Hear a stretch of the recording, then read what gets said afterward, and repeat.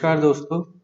आज का अपना टॉपिक है question related to respiratory system. तो दोस्तों आज अपन कुछ एनक्लेक्स बेस्ड जो है क्वेश्चन के बारे में डिस्कस करते हैं।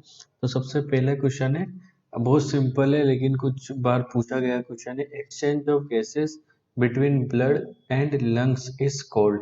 मतलब जो गैसेस का एक्सचेंज हो रहा है ब्लड और लंग्स के बीच में, तो उसको क्या कहते हैं। ऑप्शन 1 है ऑक्सीजनेशन, ऑप्शन 2 है एक्सटर्नल रेस्पिरेशन, थर्ड है इंटरनल रेस्पिरेशन और फोर्थ है एक्सक्रिएशन।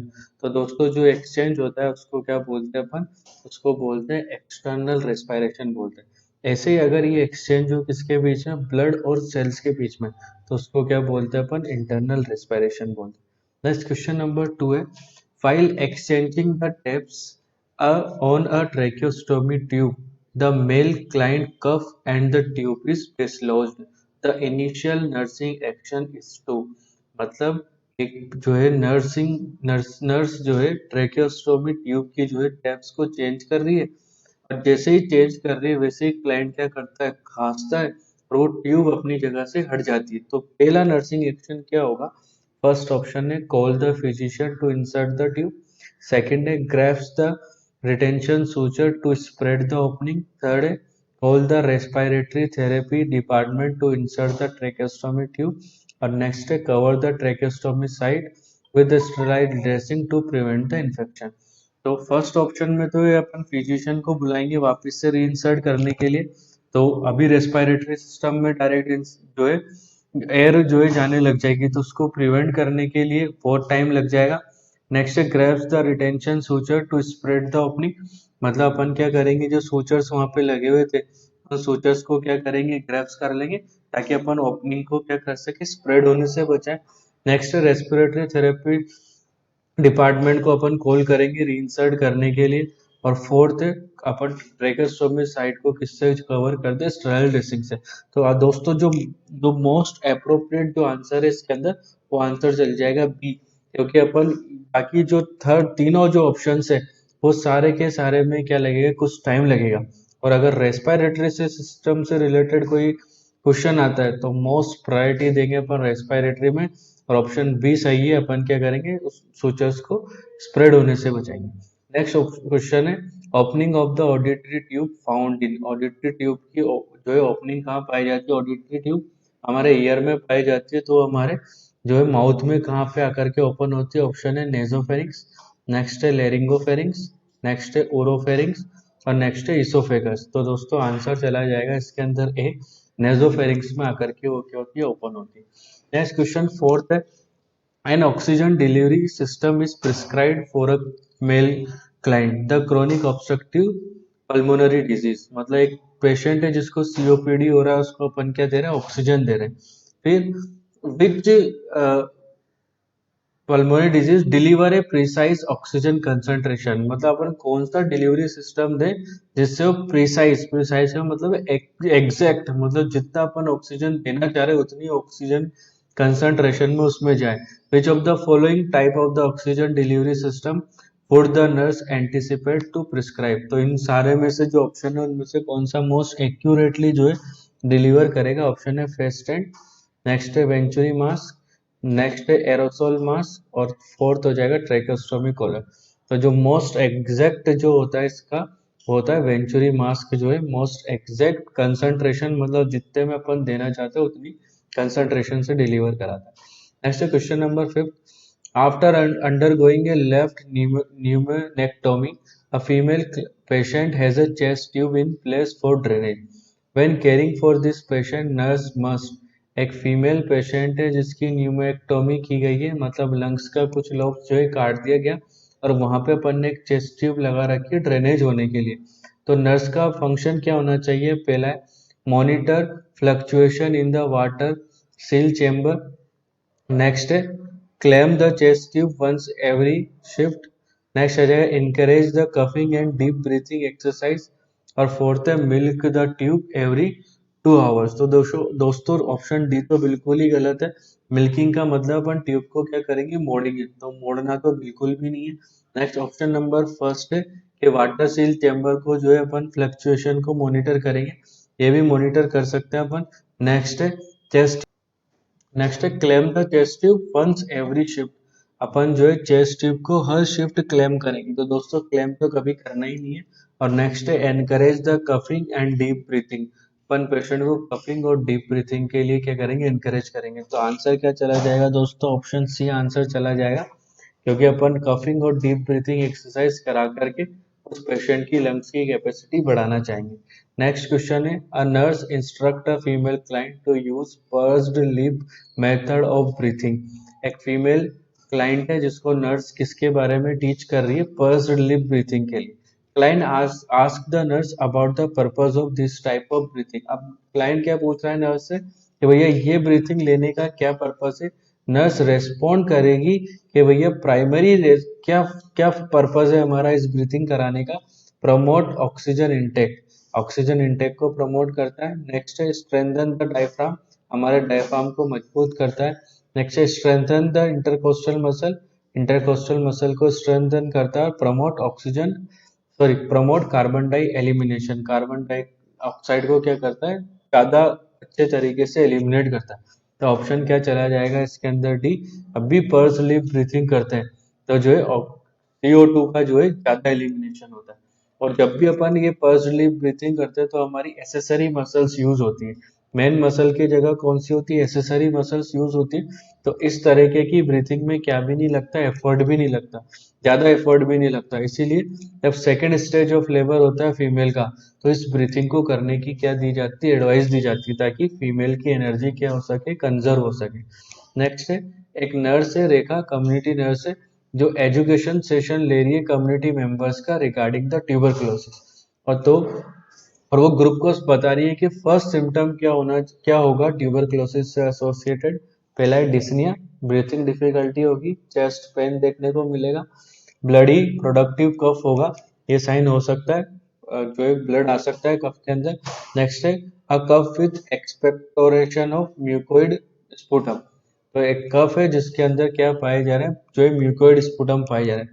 तो इनिशियल तो यही साइन देखने को मिलता है। जब ये टीबी को अपन क्या नहीं करेंगे, जो है ट्रीट नहीं करेंगे, तो फिर वो किस में चला जाएगा, जो है कफ के अंदर क्या आने लग जाएगा, ब्लड आने लग जाएगा। नेक्स्ट क्वेश्चन है एक नर्स जो है मेल क्लाइंट को ट्रीट कर रही है जिसको क्या हो गया, एम्फाइसेमा हो गया। और उस पेशेंट को क्या क्या रिसीव कर रहा है, वो ऑक्सीजन जो है रिसीव कर रहा है। वो नर्स असेस कर रही है कि ऑक्सीजन रेट जो है कितनी होना, किससे ज्यादा नहीं होना चाहिए। ऑप्शन है 1 ml पर मिनट, नेक्स्ट 2 ml पर मिनट, नेक्स्ट 6 ml पर मिनट, और फोर्थ ऑप्शन है 10 ml पर मिनट। तो दोस्तों जब भी एम्फाइसेमा हो जाए तो पेशेंट क्या नहीं कर पा रहा, रेस्पिरेशन अच्छे से नहीं कर पा रहा, मतलब अच्छे से ले नहीं पा रहा ऑक्सीजन, तो कार्बन डाइऑक्साइड भी बाहर नहीं निकाल पाएगा अच्छे से। तो अपन उस पेशेंट को क्या करेंगे, उसकी ऑक्सीजन की जो फ्लो रेट है वो कम मेंटेन करेंगे, ताकि CO2 का रिटेंशन उसकी बॉडी में क्या नहीं हो जाए, ज्यादा नहीं हो जाए। तो इसलिए मिनिमम रखते हैं, और मिनिमम लगभग कितना रखते हैं अपन, 2 ml पर मिनट रखते हैं, क्योंकि ज्यादा ऑक्सीजन देंगे तो ज्यादा CO2 बॉडी में मिले बनेगी, और वो क्या होगी, पेशेंट के लिए हार्मफुल होगी। नेक्स्ट क्वेश्चन नंबर 9 है एक नर्स जो है मेल क्लाइंट के जो है ट्रीट कर रही है, इसको क्या हो रहा है, एक्यूट रेस्पिरेटरी डिस्ट्रेस सिंड्रोम हो रहा है। Which of the following would the nurse expect to note in the client. इनमें से क्या नर्स जो एक्सपेक्ट करेगी क्लाइंट के अंदर एक्यूट रेस्पिरेटरी डिस्ट्रेस के अंदर, पहला है पेलर, ऑक्सीजन की कमी हो जाएगी और बॉडी कैसी देखने को मिल जाएगी, पेलनेस वाली हो जाएगी। उसकी बॉडी के अंदर जो है पार्शियल ऑक्सीजन का क्या देखने को मिलेगा, आर्टेरियल ऑक्सीजन की कमी हो जाएगी। एलिवेटेड आर्टेरियल PCO2, मतलब जो आर्टेरियल जो है सॉरी O2 है उसका अमाउंट बढ़ जाएगा। नेक्स्ट है डिक्रीज रेस्पिरेटरी रेट, रेस्पिरेशन की रेट कम हो जाएगी। तो दोस्तों आंसर बी चला जाएगा। क्यों बी चला जाएगा, क्योंकि पेशेंट को ARDS हो रहा है, और ARDS के अंदर रेस्पिरेशन अच्छे से नहीं हो पा रहा, तो ऑक्सीजन नहीं आएगी, और ऑक्सीजन नहीं आएगी तो आर्टरीज के अंदर ऑक्सीजन की कमी हो जाएगी। नेक्स्ट है क्वेश्चन नंबर 10, अगर वोकल कॉर्ड की लेंथ जो है कैसी हो जाए, ज्यादा बढ़ जाए, तो पिच पे क्या प्रभाव पड़ेगा। तो दोस्तों ये इसका क्या देखने को मिलता है अपन को, जो डायरेक्टली जो है इनडायरेक्ट रिलेशन देखने को मिलता है। अगर पिच बढ़ेगी, सॉरी अगर वोकल कॉर्ड की लेंथ बढ़ेगी तो पिच क्या हो जाएगी, कम कम हो जाएगी, तो इनवर्सली प्रोपोर्शनेट है। अब इस केस के अंदर क्या देखने को मिल रहा है, वोकल कॉर्ड बढ़ रही है तो पिच क्या हो जाएगी, लो हो जाएगी। तो इस केस के अंदर आंसर क्या चला जाएगा, ए जो इसके अंदर चला जाएगा क्योंकि इन्वर्सली प्रोपोर्शनल है। नेक्स्ट बात करें अपन नेक्स्ट क्वेश्चन की। इमरजेंसी रूम के अंदर एक नर्स मेल क्लाइंट को असेस कर रही है जिसको क्या हुई है, ब्लंट इंजरी हुई है टू द चेस्ट वॉल पे। चेस्ट वॉल पे की ब्लंट इंजरी, ब्लंट इंजरी का मतलब है चेस्ट पे लगी है, लेकिन इंजरी जो है ऐसा ऑब्जेक्ट था जिसने चेस्ट वॉल को डैमेज, अंदर जो है वो इंसर्ट नहीं हुआ, बाहर से डैमेज किया। Which of these sign would indicate the presence of a pneumothorax in a client? वो कौन सा साइन जो है pneumothorax के बारे में बताया क्लाइंट के अंदर। रेस्पिरेटरी रेट कम हो जाएगी, ब्रीथ साउंड डिमिनिश्ड हो जाएगा, presence of barrel chest, barrel chest देखने को मिलेगा। बैरल चेस्ट मतलब ड्रम के आकार का चेस्ट हो जाएगा। और क्या देखने को मिलेगा, सकिंग साउंड देखने को मिलेगा at the site of injury, injury की साइड पे सकिंग जो है साउंड देखने को मिलेगा। तो आंसर चला जाएगा क्या, डिमिनिश्ड ब्रीथ साउंड हो जाएगा। तो बैरल चेस्ट भी प्रेजेंट होगा, वो कब देखने को मिलेगा, लेटर स्टेज के अंदर। Next option, question number 12. The nurse would anticipate which of the following ABG result in a client experiencing prolonged and severe asthma attack. इनमें से कौन सा एबीजी रिजल्ट जो है इसके बारे में बता रहा है अपन को, एबीजी रिजल्ट के बारे में क्या होगा अस्थमा में। तो देखो दोस्तों, जब भी अस्थमा हो रहा है तो अस्थमा के केस में क्या देखने को मिलता है, सडन स्पाज्म देखने को मिल रहा है। और जब भी सडन स्पाज्म हो गया मतलब रेस्पिरेशन अच्छे से नहीं हो पाएगा, रेस्पिरेशन अच्छे से नहीं हो पाएगा मतलब ऑक्सीजन कम हो जाएगी, CO2 बढ़ जाएगी। और जब भी CO2 बढ़ती है बॉडी के अंदर क्या देखने को मिलता है अपन को, पीएच कैसी हो जाएगी, हो जाएगी। तो आंसर क्या चला जाएगा, बी आंसर हो जाएगा। नेक्स्ट है question number 13। Which structure is known as the voice box, voice box किस स्ट्रक्चर को बोलते हैं। सिंपल क्वेश्चन है, हम सबको पता है, हम वॉइस बॉक्स किसको बोलते हैं, लेरिंग्स को। नेक्स्ट है question number 14। Maximum volume of air that can be release from the lungs by forceful expiration after the deepest inspiration is called.